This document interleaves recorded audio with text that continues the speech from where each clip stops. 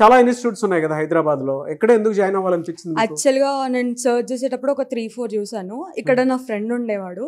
నేను 1 వీక్ లేట్గా జాయిన్ అయినాను యాక్చువల్గా.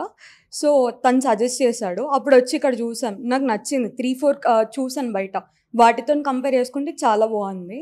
సో ఇక్కడ జాయిన్ అయ్యాను. ఇక్కడ మీరు జాయిన్ అయిన తర్వాత మీలో మీరు చూసిన చేంజెస్ ఏంటి?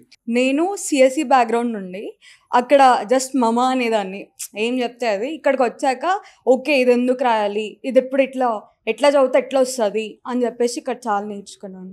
ఇప్పుడు మీరు ఇక్కడ దేని మీద ట్రైనింగ్ తీసుకుంటున్నారు? Java full stock. Java full stock ఎందుకు అదే తీసుకున్నారు? యాక్చువల్గా నాకు ఒక యాప్ డెవలప్మెంట్ ఐడియా ఉంది.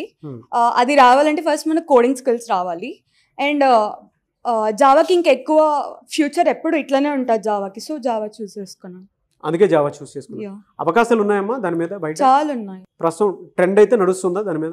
ట్రెండ్ నడుస్తుంది. ఓకే, ఫ్యూచర్ ఉంటుందా? ఉంటుంది సార్. ఎందుకు అంటే బయట వాటితో కంపేర్ చేసి చూస్తే కోడ్నే ఎందుకు జాయిన్ అవ్వాలి అని అంటే ఏం చెప్తారు?